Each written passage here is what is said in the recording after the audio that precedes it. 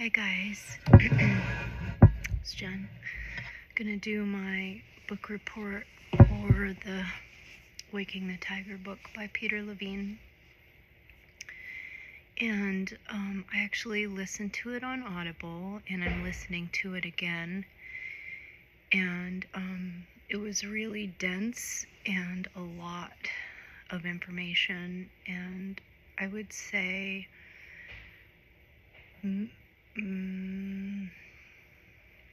maybe a little, not technical, but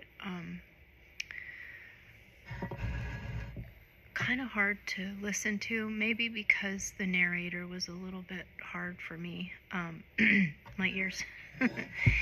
But the content was amazing, and so I definitely have gotten a lot out of it, and it really ties into the work I do with emotion code and body code and belief code. And I was kind of surprised that they didn't talk more about breath and how the breath is what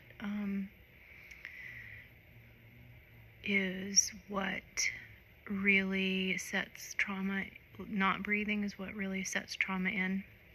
But I very much liked how Peter uses so many animal references and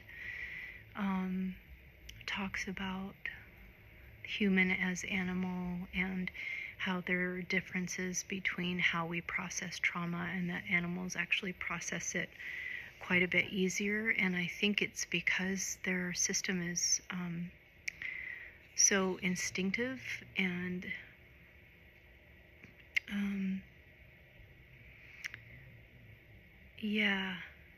there's something that I'm wondering about, which is the conscious mind of a human being to override instinctive behavior and go into that pattern of thinking, or I don't know, there's something about that. But I have seen a lot of his examples with my horses and how they process information and somatically, so with their physiology. So their physiology is very tied in to their way they process trauma, which is very quick and beautiful, actually, because what I have witnessed is that when they go through a moment of fear, they can come right back out of it very quickly, super quickly, like within seconds. So I think that's really cool that their body, processes it quickly. And they do somatic things like we do. They, when they're processing trauma, they yawn and they lick and they chew. And they, if it's a really big unloading of adrenaline, they shake it off. And I've definitely seen that in people too. When we are unloading the chemicals after a trauma, we can vibrate or shake. So that's a really cool thing to add into breath work, I think, is supporting shaking, and even like forced conscious shaking to help move the energy through the body. And I loved this book, and I definitely love Peter Levine, and I highly recommend his other books, but in particular the one that is an autobiography, because it gives more personal examples of what he went through and how he got to understand, develop, and create somatic experiencing. I'm a little raw and tender myself, and I've been crying quite a lot today. And last night my eyes were really swollen. because I had to put my horse down. So, yeah, this is an example of letting it through.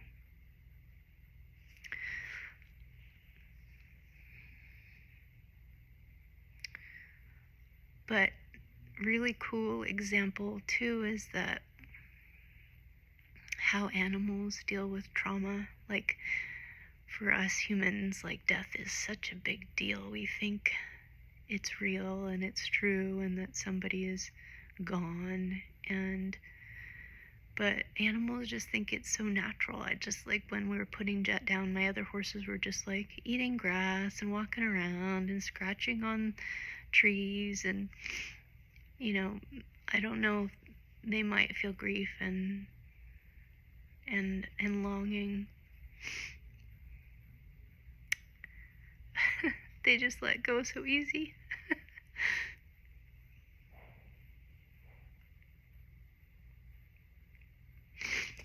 Anyway, it's a weird book review. Let's see. I'm trying to think of some other points in it. I think the main thing is just really supporting people to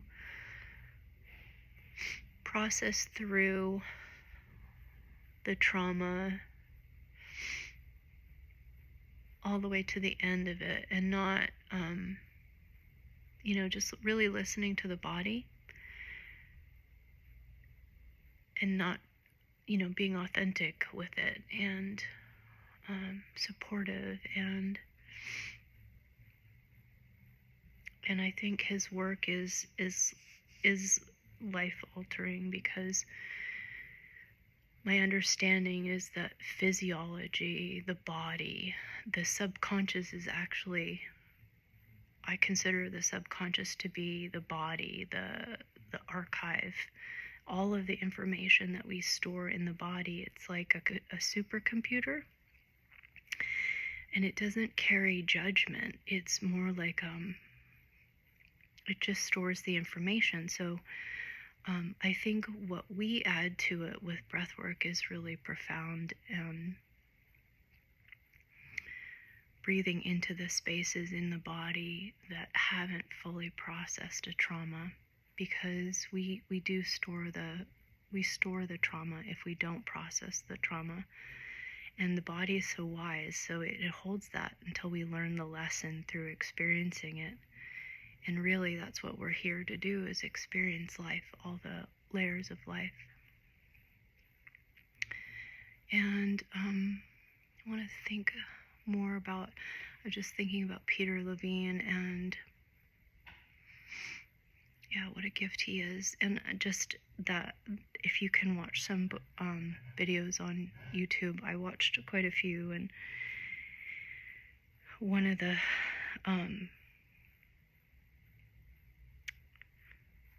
stories that he has about experiencing being raped as a child, and how he convinced himself, or his conscious mind forgot about it, or put it somewhere in a dark space not to look at. And I think it's really incredible how the body will do that. It